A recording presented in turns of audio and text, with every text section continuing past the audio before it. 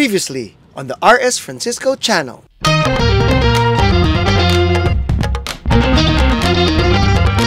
Alam mo ba, Rolix?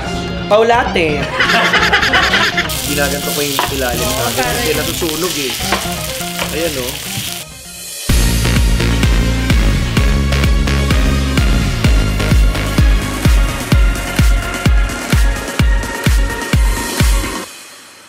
Kung UP student ka, or kahit hindi UP student, nandito ka sa UP at may konti kang budget, pwede dito sa UP Hotel. Andito tayo sa What About Coffee. Hindi lang coffee sinuserve. Oh, may ice cream pa. Ayan o, matcha. Legit. Cheesecake. May cheesecake. Sarap. Diba? Tapos meron din tayong egg croissant.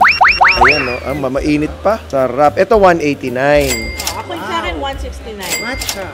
Oh, yung matcha. Affordable. Very affordable. Dati ang tawag dito sa UP Hotel, University Hotel, UP Hostel. Oo, UP Hostel siya. Kaya hindi ko siya na-recognize nung sinabing UP Hotel. Sabi ko, meron ba ditong UP Hotel? Yung pala, University Hostel. Hostel, oo. Oh, na pinaganda. Ang ganda-ganda. Mamaya, try natin silipin yung mga rooms. Tapos, bukod dito, may isa pang dining area doon naman parang terrace siya, 'di ba? Ang daming kumakain din doon. I think minsan may tumutugtog. Doon naman pang family naman kasi comfort food, Filipino food, may Japanese din. Oo. Masarap talaga. And mura din siya. Ito po ang UP Hotel. Actually, first time mo? No. Kasi before, nung UP hostel pa siya, ground out sa village namin. Ang ganda ah. Ito laki ng kwarto. Wow. Actually, ang ganda ng room. Ang masasabi ko lang dito, it's so clean, it's so good. Mali ba? Kakulay natin. Uy! O, kita mo. O, laro tayo taguan ha. O, nakasila kami. Ang galing ko ma-plug. Wala, hindi mo kami Hindi nakikita. Nakinyok kami. Magkano yung ganito mo room? Ito po per night 3.5. Per night, 3.5. O di, hati-hati. Check-in is 2 p.m. Check-out 12. Para malinisan. May multo dito.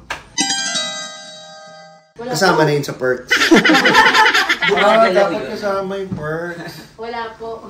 O, dito walang multo. Dito, malinis. Huwag tayo dito boring. Wala mo. 3.5 po. Pero may free. Pareho lang. Meron po siyang free breakfast. Okay. Ano pareho lang? Ito po naka-fully renovated na po. 3.5? 3.5 din yun.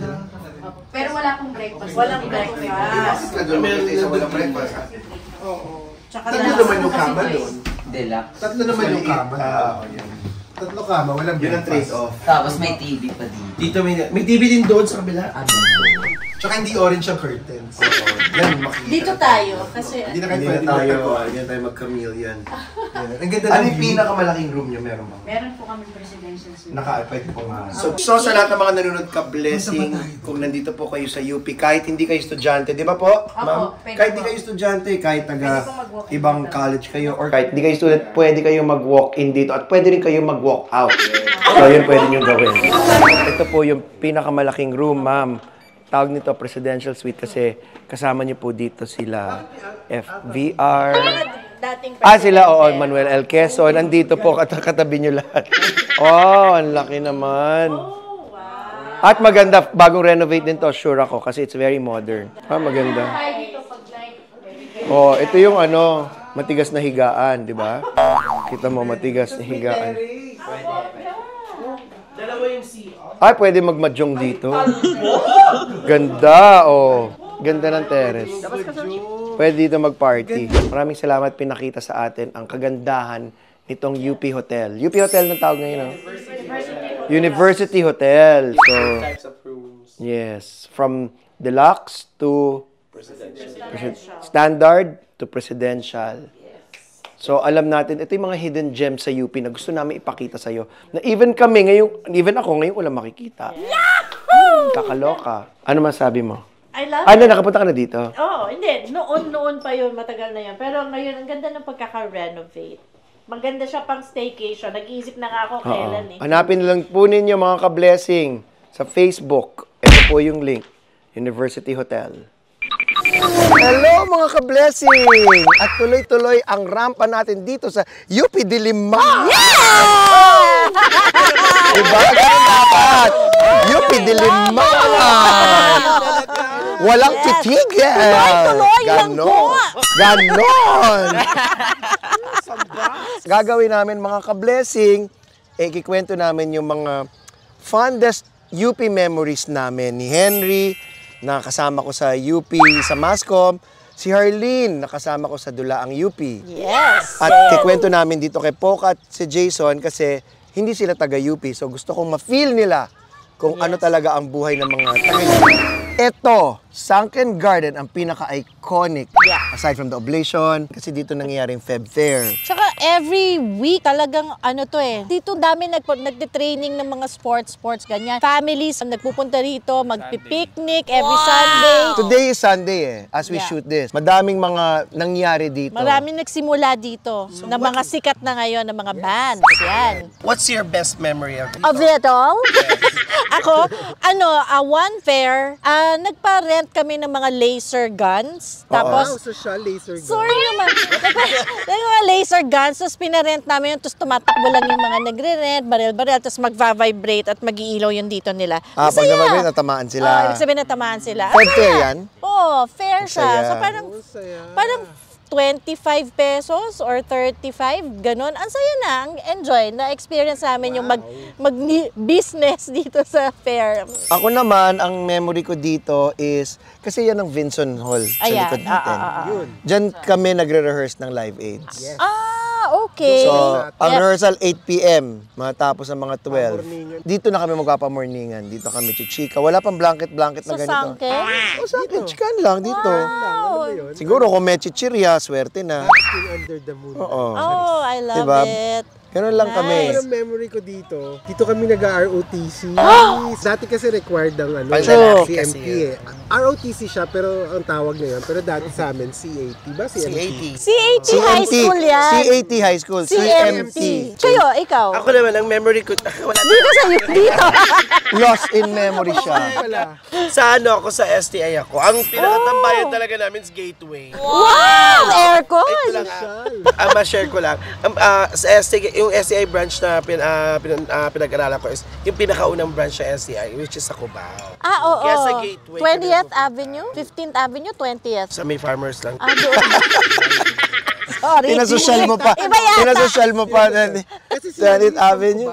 I know. Baka naman ibang lugar yung sinasabi mo. Baka may nag-branch out ulit. Baka sa STD ka nag-aral. Ay, hindi.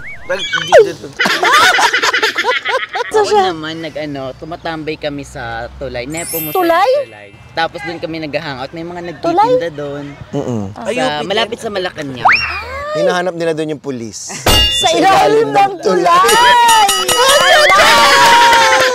So, mga ka-blessing, kung taga-UP kayo, ano yung memories nyo dito sa Sunken Lalo na yung Garden? mga kaedad namin ni RS, ha? Yes. I'm sure ang saya niyan. Di ba? Comment nyo lang, guys. Comment nyo lang at sasagutin namin Sige, yan. sige, Isa-isa sige. kung na-experience din namin.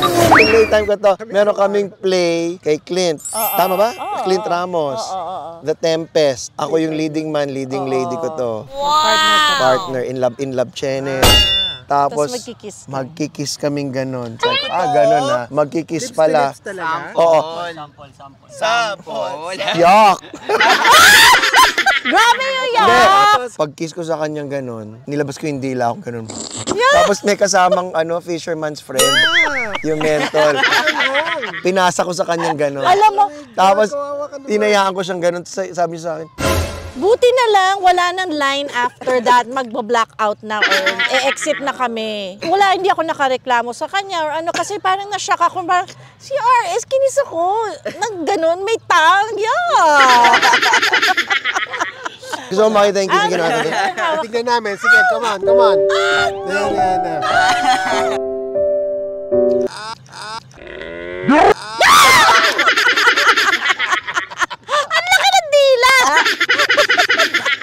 Oo, meron pa isa. May kissing scene din kami. So, ang ginawa ko, kumain ako ng maraming sibuyas na Bombay. Hindi yung puti para mga amoy sibuyas. So, nung magkikiss na kami, humingi ako gano'n. Sabi nung kay Xena ko, Sabi niya, ba't parang naman to.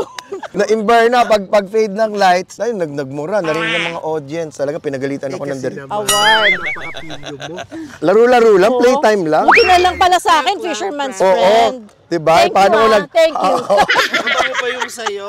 Sa kanya pabango, sa akin pabaho. Si Harleen, na-meet ko to. Mga 7. Basta ganyan, 6 or 7 years old. Pa kayo. Oo, Yes. ako must be around 10 or 11. Nung nasa UP na ako, nakita ko siya nag-theater. Sabi ko, ang laki mo na. Sabi ko, ang laki mo na. Ikaw, naalala mo pa ba ako? Naalala kita, kaibigan ka ni Kuya. Tama? Yes, tapos nung nandito ako, talagang sayo ako lagi kasi parang kuya-kuya nga Oo, kita. and also, kapitbahay. Oo, so feeling ko safe ako pag kasama ko si RS. And also, safe din ako kasi nakikisabay ako sa kanya. So, Pareho kayong Cubao. Pareho kaming Cubao, Pareho kami Boston barangay. ako, New York siya. So, isang kanto lang yon, yung shuttle lang ang dadaanan ko, Lantana. Tapos andun na sa kanila. So, ting umaga, Monday to Friday, tatawag ako umaga, mga 7. Arlene, papasok ka na ba? Oo, ganyan. Kahit wala pa akong pasok na ganun kaaga, magbibihis na talaga ako para makasabay ako kay Harleen. Kasi may car siya. Kami that time walang car. So pasabay naman Sabay na Harleen. siya. So tipid na ako sa taxi. Pagdating Tipid. dito, tulog-tulog na lang ako saan-saan muna. Siya nagsabi sa akin na pag nag-cover ka ng notebook, makakabit ka ng kotse. Yes, siya. Kaya that time, wala pa akong kotse. Wala akong maisip na paraan. Sabi ko, Harleen, gusto ko rin mag-cover ng notebook. Sabi niya, paano? Hindi ka naman artista. Sabi ko, may point ka.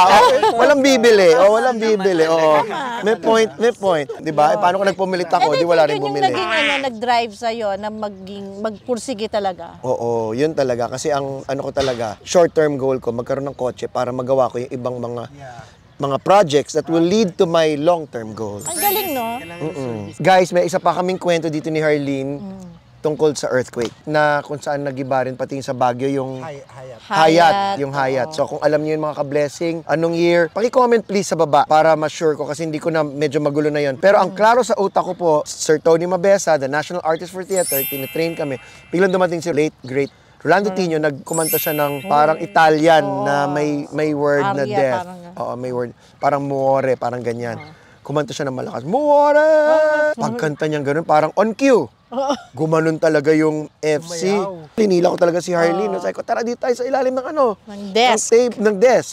Tapos nung tumigil na, sabi ko, baka lumala pa to. Hinila ko si Harleen. Sabi ko, tara, takbo tayo sa labas. Pagtakbo namin sa labas, nandun lahat ng Doon na mga... lahat, Doon lahat. Parang ganito, open air lahat. Pero after, syempre, wala pang internet na. Nung kinagabihan, kinabukasan, doon ko nalaman sa Baguio pala. Yeah. Ang daming na-trap ba yun? Yes. So, mga ka-blessing. Oo. Banatuan.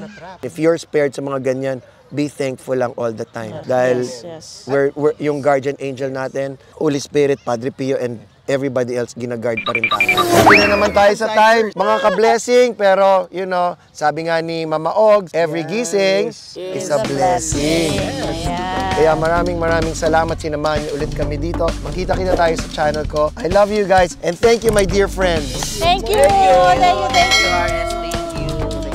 Wow, naman, wala naman sa usapan. Try mo lang. Hindi ako nakaraning shoes. Parang galing sa taping ng That's Entertainment.